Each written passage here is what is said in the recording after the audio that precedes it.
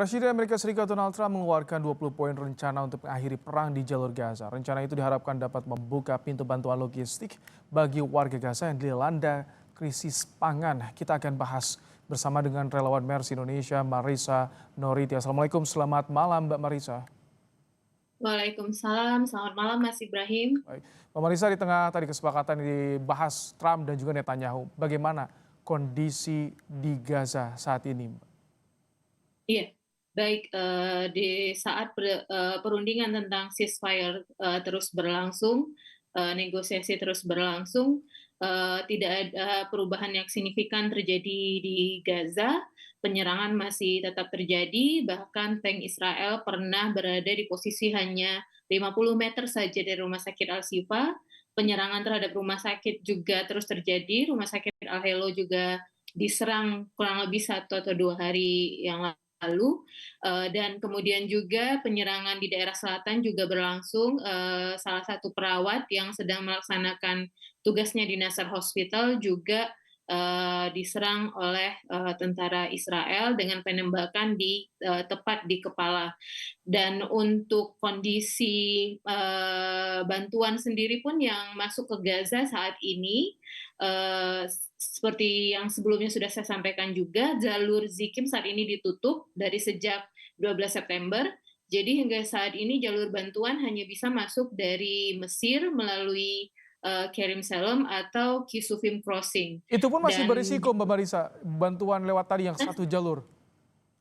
ya, masih beresiko. Jadi Kerim Salem dan Kisufim Crossing ini berada di bagian selatan dari Gaza. Dan ketika organisasi internasional atau UN atau trader komersil lainnya ingin membawa bantuan dari selatan ke Gaza City, bagian yang ke utara, itu koordinasinya juga sangat sulit dan sering tidak disetujui oleh pihak Israel. Dan untuk truk yang masuk pun saat ini hampir rata-rata hanya 40 truk saja per hari, sedangkan kebutuhan rakyat Gaza itu sendiri sudah sering kita dengar juga sekitar 500 sampai 600 truk per harinya. Seperti itu kurang lebih kondisi di lapangan saat ini. Jadi artinya saat ini warga Gaza kendati tengah ada perundingan masih krisis pangan, masih kelaparan melanda di sana. Masih banyak warga Gaza yang makannya hanya 1 kali sehari dan itu pun dengan porsi sedikit, bukan porsi yang normal. Seperti itu Mas Ibrahim. Jadi kalau misalkan menyalurkan bantuan, tantangan yang dihadapi termasuk dari relawan Mercy itu bagaimana sih? Ya, situasi keamanan apalagi di area Gaza City kita pernah melihat sendiri bahkan gudang yang digunakan untuk mempersiapkan paket-paket bantuan makanan itu milik NGO lokal itu juga diserang oleh Israel.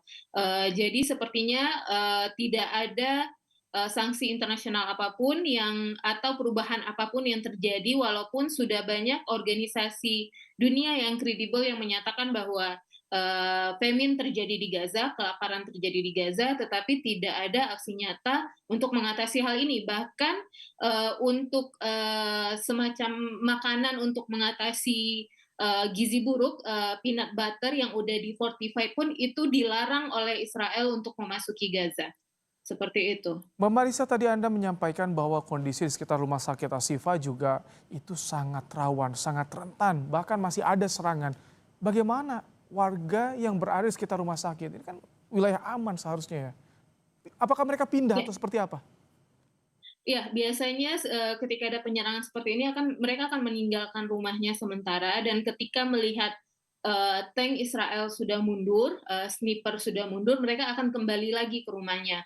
Dan masih banyak juga warga yang di Gaza City atau Gaza Utara yang memilih bertahan karena pindah ke selatan pun itu tidak mudah, biaya transportasi sangat mahal dan mereka juga harus menyewa lahan lagi dan juga tidak mudah untuk mendapatkan lahan untuk mendirikan tendanya dan untuk harga tenda pun juga masih sangat mahal saat ini di Gaza. Jadi saat ini masih cukup banyak warga Gaza yang bertahan di area Gaza City walaupun penyerangan sudah sangat intens di Gaza City dan bahkan sering terdengar ke Gaza Selatan di daerah Derbalah karena Oke, pengeboman yang Mbak Marisa, warganya. terakhir singkat, jadi apa yang saat ini dipersiapkan tim relawan untuk bisa menyalurkan bantuan agar sampai ke jalur Gaza?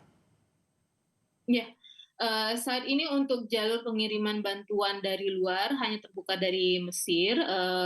Ada beberapa organisasi terus melakukan upaya untuk mengirimkan bantuan kebutuhan pokok warga Gaza, dan ada juga yang dengan memanfaatkan sumber daya yang sudah ada di dalam Gaza, walaupun harganya sangat-sangat mahal dan tidak bisa dijangkau oleh warga Gaza.